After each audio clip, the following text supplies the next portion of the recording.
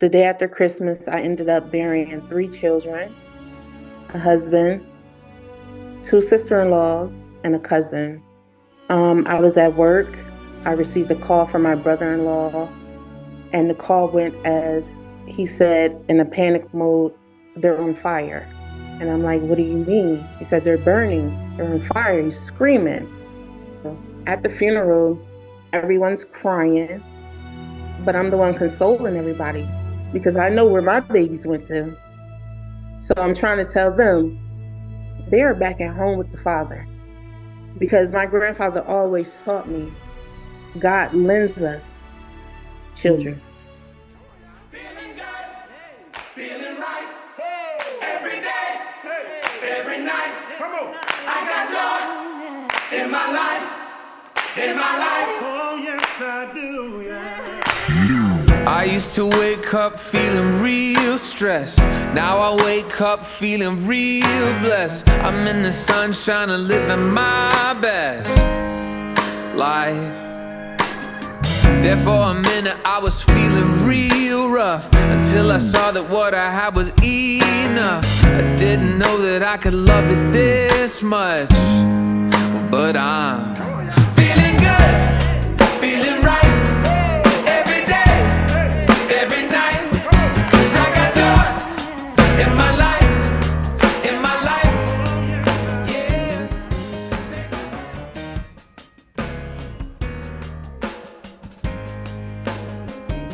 All right. Hello and welcome to the Chasing Joy podcast, everyone. I am one of your hosts, Stacy Filipkowski. And I am Megan Sanchez, and we are so glad that you are here. Thank you for joining us. We have an exciting episode for you lined up. We do. We have a treat.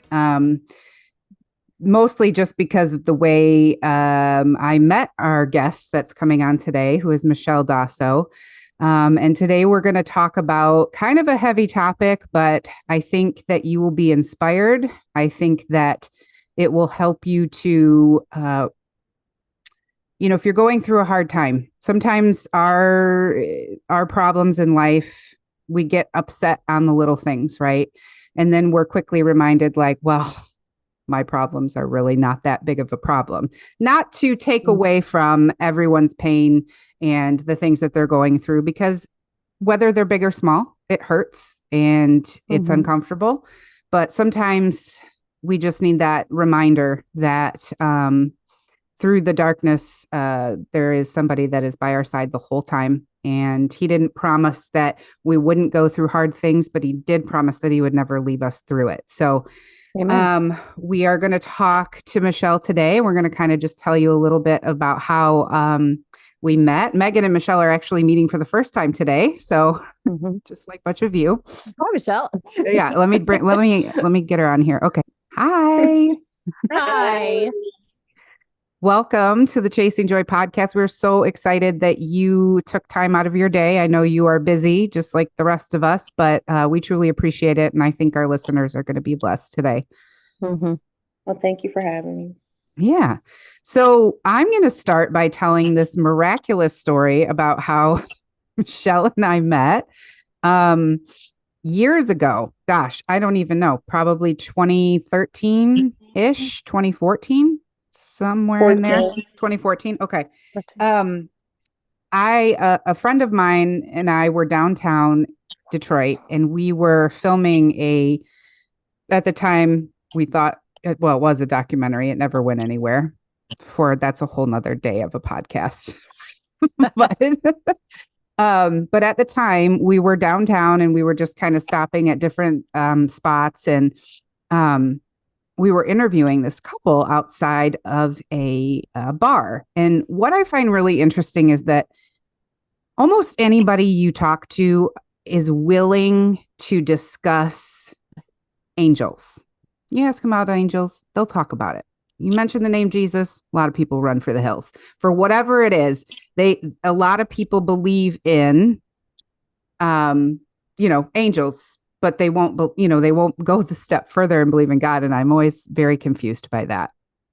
I think there's something sort of ethereal and exciting and about angels and appealing, because I think that a lot of people, whether they want to talk about Jesus or have a personal relationship with Jesus or even understand who he is or what he's done, a lot of people will talk about their guardian angels, people that have, that they've lost in this lifetime and that have passed on.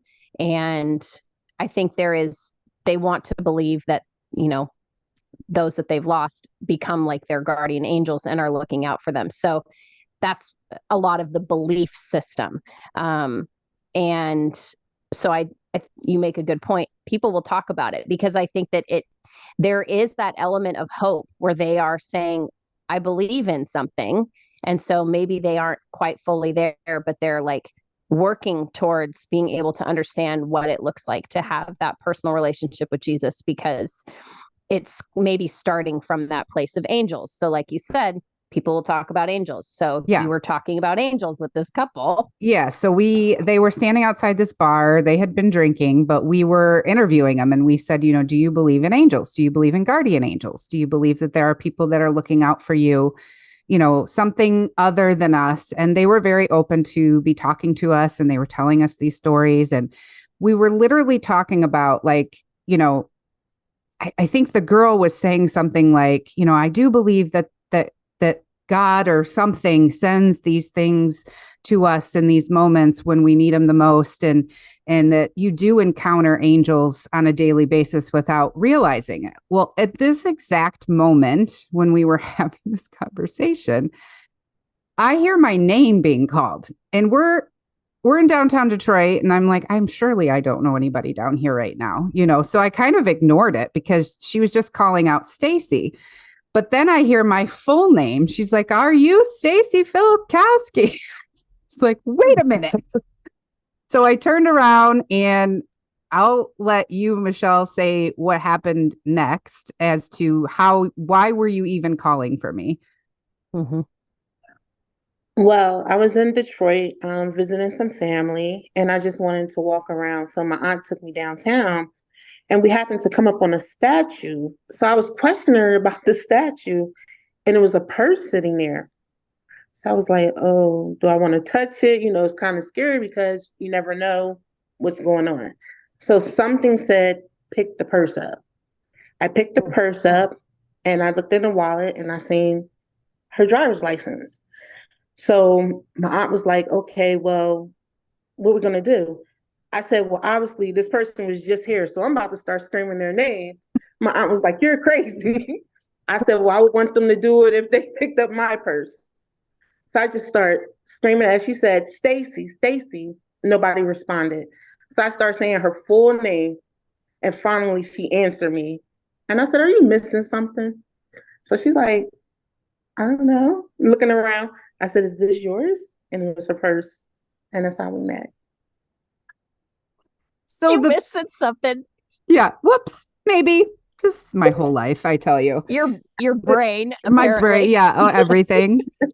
But the funny part about this, so the people that we're interviewing, the girl's like, wait a minute.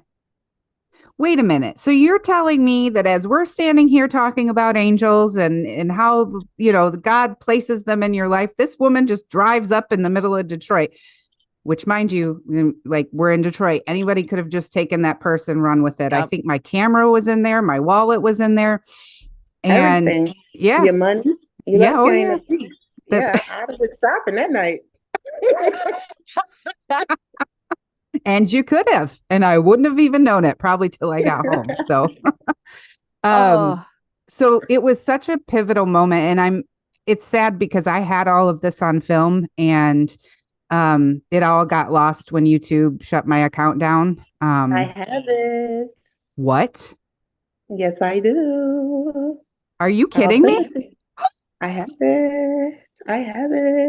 I just got chills up and down my whole body. So shocked. Stacy's gonna cry. She has been like, couple was so shocked. You had to see their face. I saved that video. I have it. Oh my gosh, Michelle. That's an angel right there.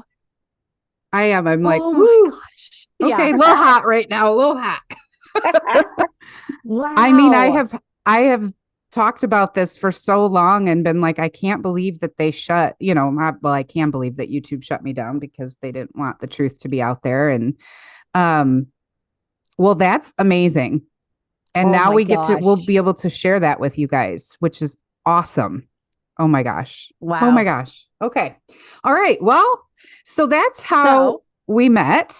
And we exchanged numbers just because we really felt at the time that it was like a divine, meeting. And so we exchanged numbers, and I went back home. I don't know how exactly it happened, but I'm pretty sure I became a stalker because that's what we do. So I Googled you just to see if I think I was probably looking for you on Facebook or something. And so when I did that, all these articles popped up and I began to read Michelle's story, and I just wept because I had no idea what she had been through. And because she was such a ray of light. I mean, just meeting her, the joy that exuded from her, you would never, ever know that this woman was walking around with, the burden that she had been walking around with. I'm not going to get emotional. Sveti might have to come out early today. Yeah. Get it together, Stacey.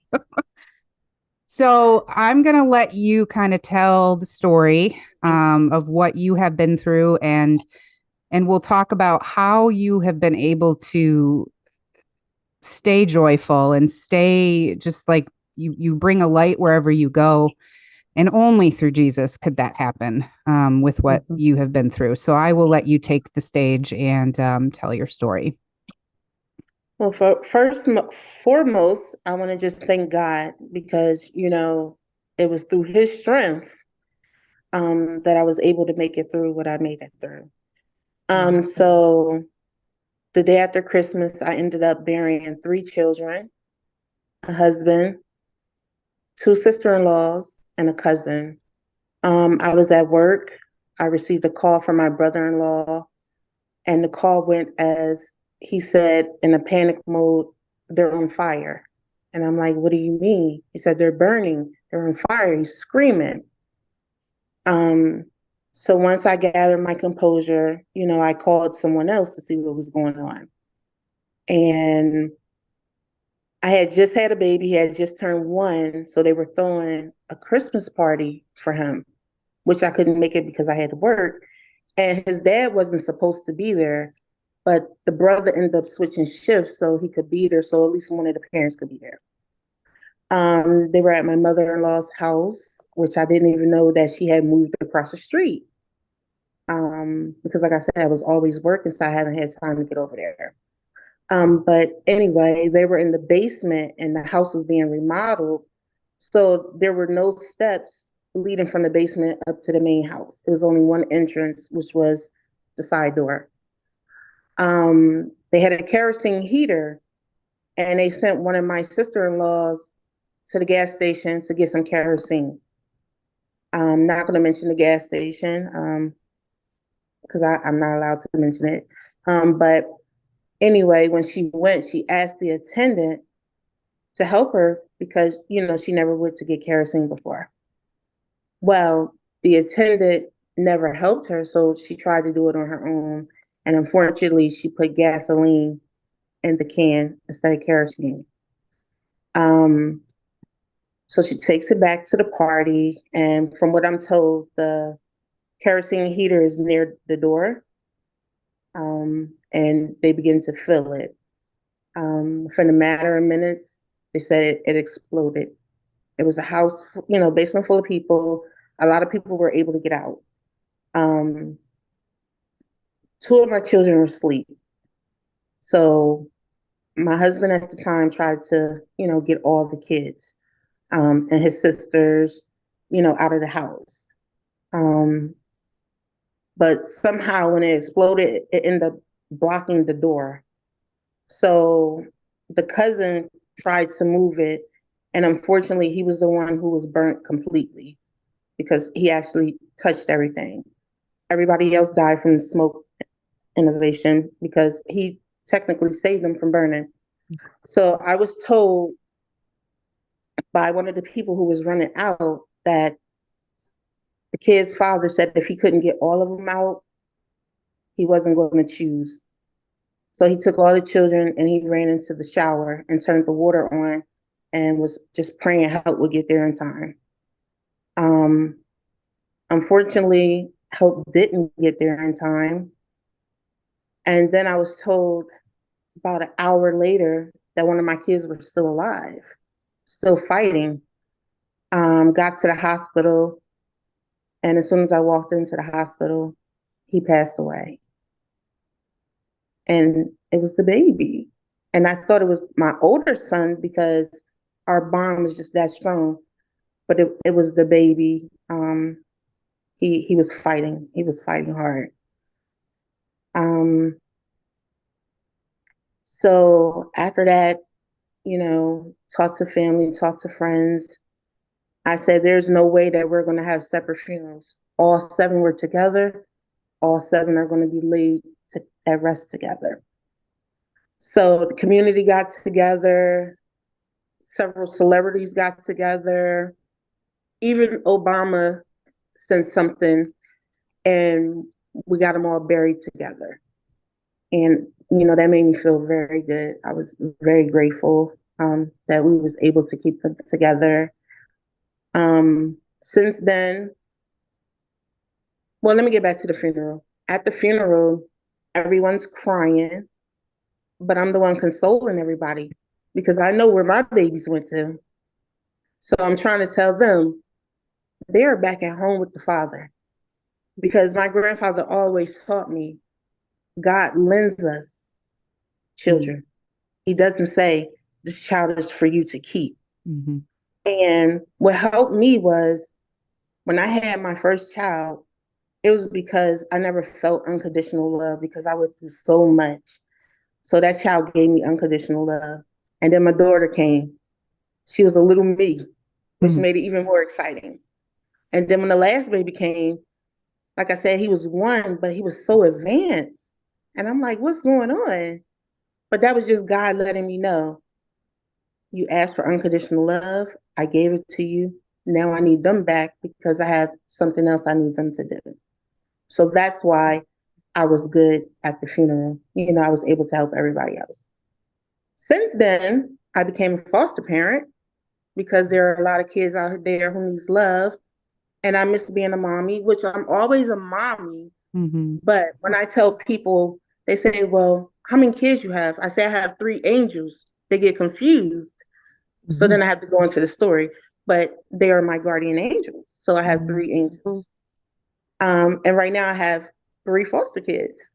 So I'm not trying to replace my kids. I'm just trying to help those kids who need a helping hand until either their families can get back into their lives or maybe adoption. So I started writing a book, but I stopped. And I couldn't understand why I could not finish this book. But how can you finish a book when you don't have a proper ending? Right.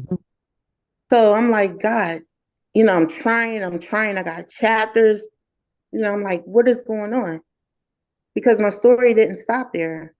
Now my ending is here and I can complete the book because it's been several years now. And God wanted me to show people. My kids were 1, 6, and 7. I was in my 20s. He wanted me to show people that you can make it through it. If you trust him and give it to him, he'll get you through it. Because when that situation happened, I said, God, I can't handle this. Please take my burden. I promise you, I don't have any issues until it's birthdays and holidays because I'm still human. Sure. Because we were real big on that. But otherwise than that, I'm good because I know they're safe. And now that I'm able to show people after all these years, I didn't commit suicide like everybody thought I was going to kill myself. I'm not in a mental hospital and I'm helping other children. So now I can complete the book. I can finish the journey that he set out for me. Wow. So, I want to get into something so that I can help other parents because I read the news and we have parents who lose one child and they end up killing themselves or they go into a deep depression. I have to let them know whatever faith you have, rely on your faith, trust in your faith, and you will be delivered because I'm walking and living proof. Amen. I think Praise the Lord. that is, there's something to people that have unending faith when they are placed in a position of just there. You had no other choice but to rely fully on God. And so I think when we get in those moments and we're in the deepest despair, we have no choice but to just hold, okay.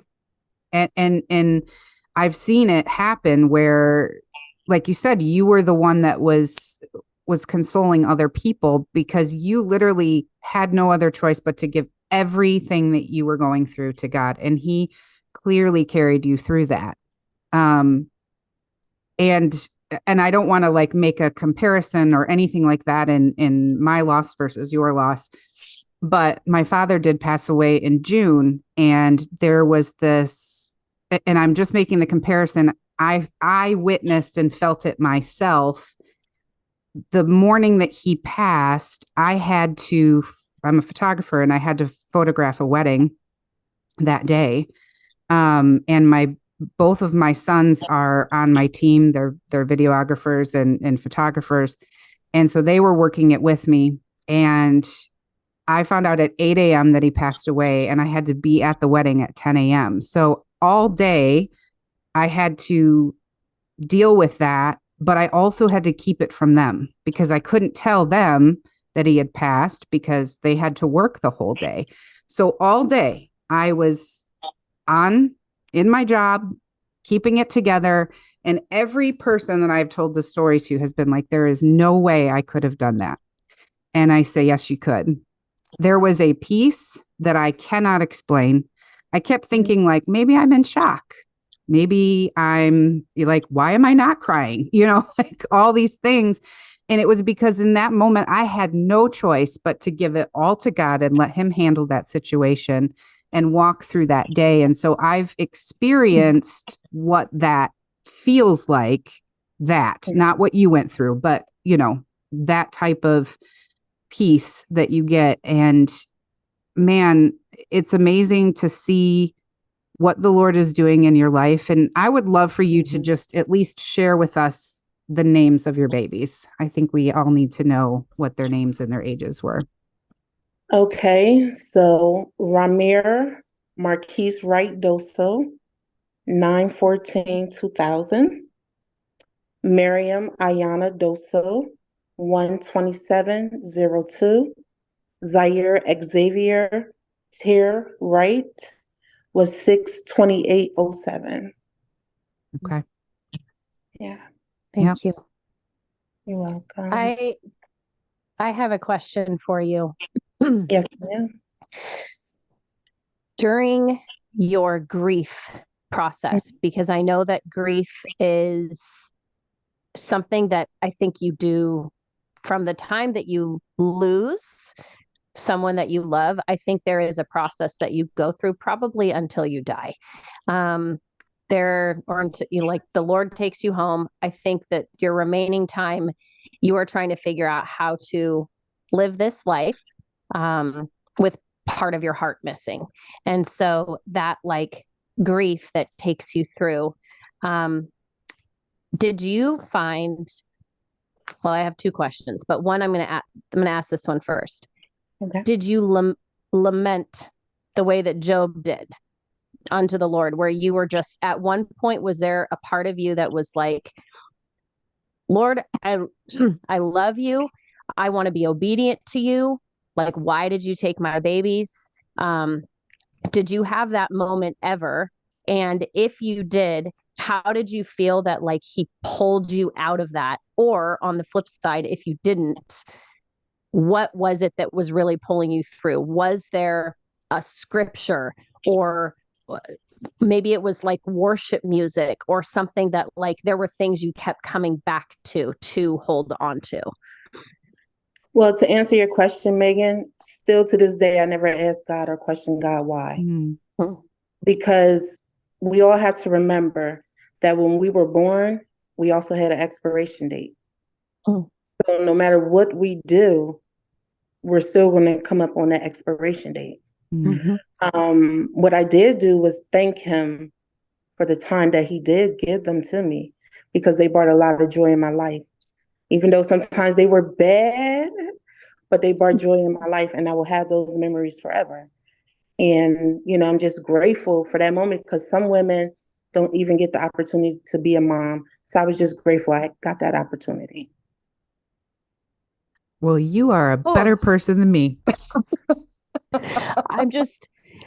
I'm so grateful that you're here, because I know that we have listeners that have experienced loss and heartache. And when Stacy told me how you guys met and what you had experienced, I was so looking forward to having you on the podcast, because I wanted others to be encouraged by your story and to know that through the tragedy, that you have just remained so steadfast in your faith, like unto the Lord, which is just so encouraging and so beautiful, because we need that. Like, I feel like we need that now more than ever, because of what is out in the world, with how we have so much access to all of the things and seeing all of the awfulness. And so to hear stuff like this, like, even though someone could stop, read your story, and they could stop with that and be like, that was the worst thing I've ever heard. That was terrible. Like, I can't believe that happened.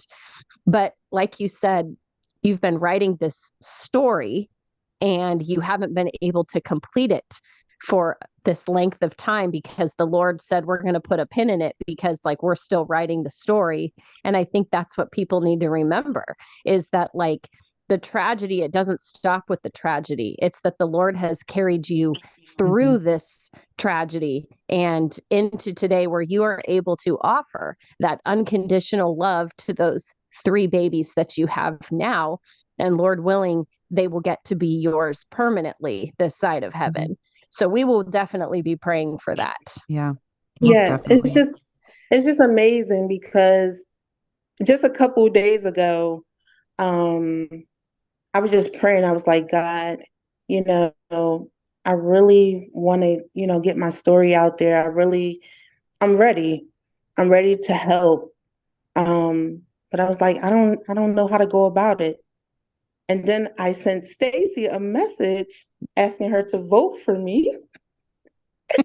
And Stacy like, would you like to be on my podcast? And I'm like, okay, Oh, that's wow. that's Oh what you're my doing. God. That's what you're doing. So I said, yes, no, I'm ready. As you see right now, not a tear. You want to know why? Because my heart is at peace. Mm-hmm. Mhm. And I want to help other women, fathers, get to the point where I am now. Mm-hmm. Because I could have given up. And what would have happened if I would have wrote the story a couple years ago? We would have people questioning, I wonder if she killed herself. I wonder whatever happened to her. So once again, that's another reason why it's taken this long, because I want them to see that, you know, 14 plus years, I'm still here. I Mm-hmm. have my good and I have my bad days, but I am still here. I believe in God strongly. My grandfather always taught me, God is not going to give you more than what you can handle. And even though that tragedy seemed like it was too much to handle, he had my back, Mm. because it wasn't God who took my children. That's right. It was the enemy. Right. So how can I be mad at God? It Right. wasn't God. It was the enemy trying to get me to turn on To use God. it. But he just don't Right. know. It brought me closer. Mm. Mhm. It brought me closer Take that, Satan. Mm. and shove it. That's what I was just going to say. You can Yes. shove it where the sun don't shine. Shove it.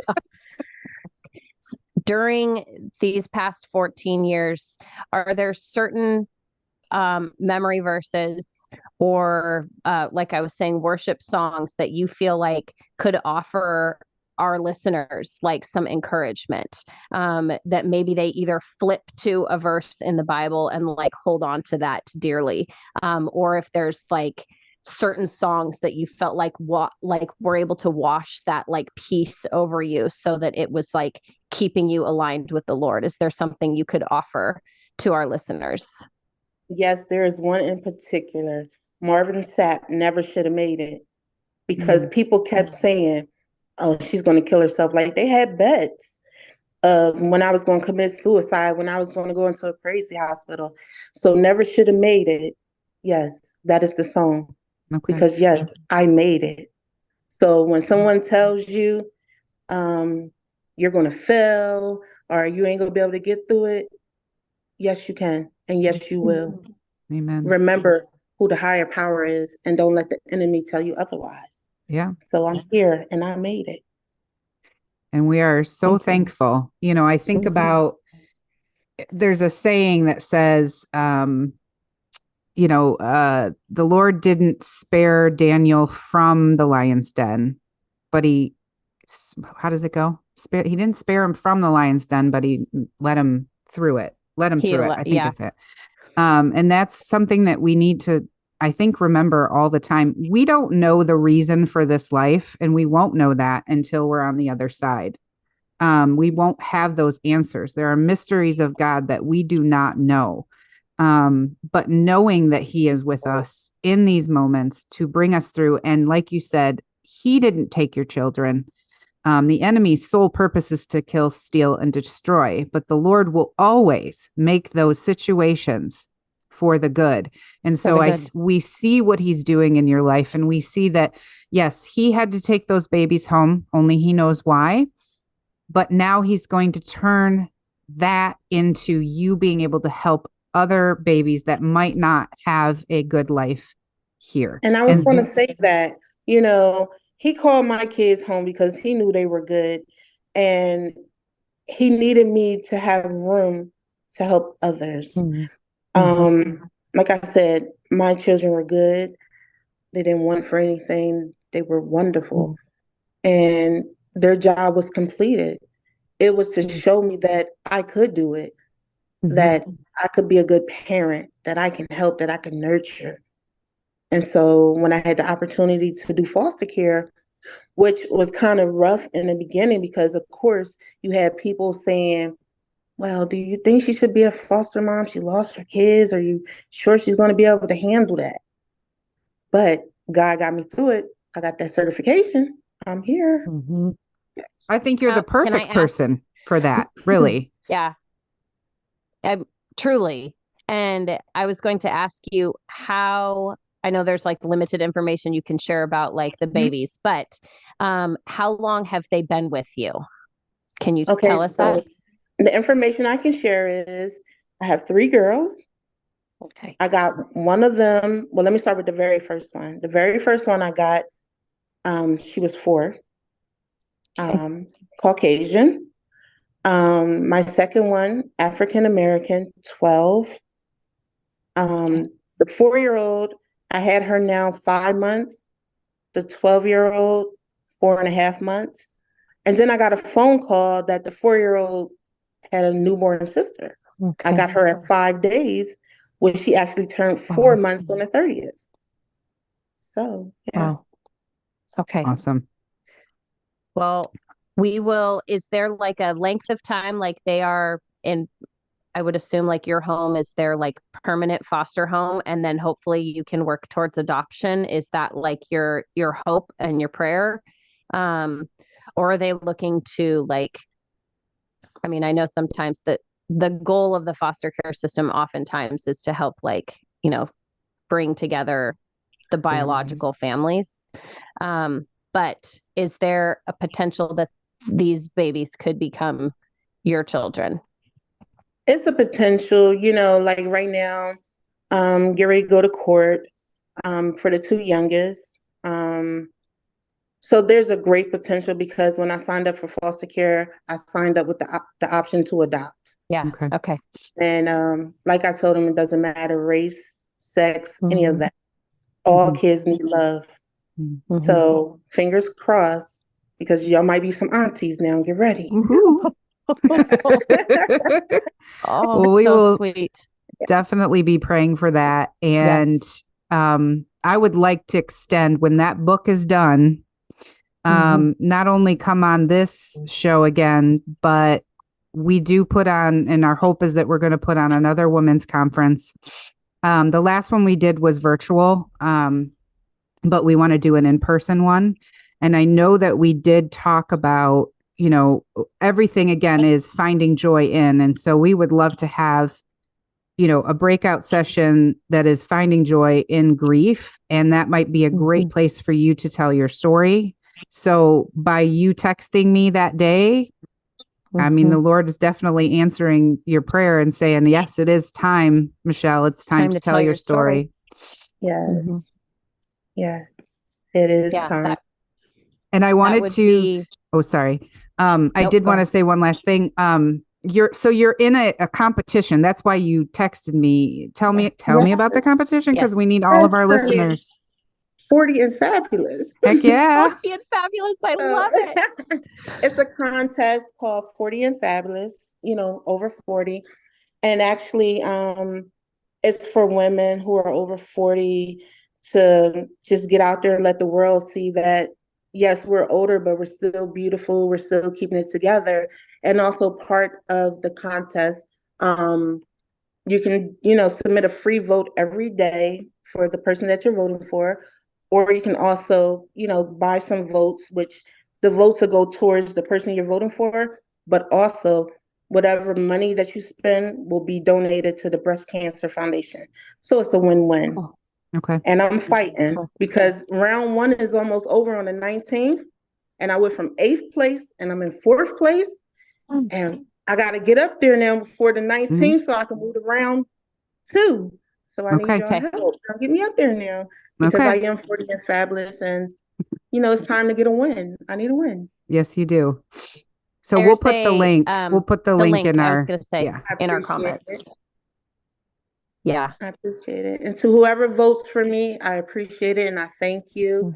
And just remember, never give up. Just never give up, no matter how hard it gets. I mean, if you got to cry it out. I still cry it out sometimes, but I'm gonna keep pushing because if I don't carry my kids' names on, who will? I will not let them die in vain. Their mama's going to keep pushing on. That's right. Amen. Well, Michelle, go ahead. Thank you. Thank you so very much for taking the time to share your story. And Stacy prepped me for this, but she said, I don't know how you actually prep for this, Megan. Just try to keep it together if you can. I also have a website. Yes, tell us. mamaspokenangels.weebly.com. So like if people want to go on there and talk to me, they can, send me a message. They can read what I put about my kids on there. And I'm there to support them if they need support, no matter what. And I'll put that link in there as well. That's so wonderful. I think that as we were talking about grief and what people experience going through the process, everyone experiences it differently. And I think there is something, you experienced a tremendous amount of loss. And I am not trying to diminish saying the loss of another loved one is like worse than another. But I know that losing children hits differently than even a spouse or a parent or a sibling. It's not that doesn't hurt, but there is something, because it's not natural, if you will. Like in theory, our babies are supposed to bury us. Like we are not supposed to bury them. And my sister said this to me years ago. She said the reason, because I'm like, death just feels so weird. And she said, well, because Megan, it's not natural. It's not what God intended. It was never the plan. We weren't supposed to die. And so every time it happens, it leaves this like weird hole, and it leaves you like thinking and asking questions and wondering. And it's because the reality is God's perfect design was just that. It was supposed to be perfect. You were never supposed to experience death. And so now that we do, because we live in a fallen world, we now have to figure out how to grieve and go through all of that. And so I know specifically, like in my life, my aunt has lost a child and a spouse, and she went through grief share, which I'm mentioning this because I'm hoping that those that are listening can be encouraged and can go to your website. But also another resource for them is Grief Share, which I know that is held at a lot of churches. And that's what my aunt went through. And she actually did it twice. I want to say it's like an 8-week course that you meet, and it just allows you to process your grief with others that have lost loved ones as well. So for those of our listeners that have experienced loss, and if you are looking for hope and joy, you have someone right here before you that has experienced that, who is wanting to offer you that hope and joy and encouragement. And you can go to her website one more time. Michelle, say what the website is. We will share it, but can you mention it again? Yes, mamasspokenangels.weebly.com. And also I wanted to say that God also told us he's willing to give us a second chance. So technically I'm getting 3 chances because this is my second chance right now. So I have a third chance to be with him forever. So I just want to remind people of that, just don't give up. Don't give up.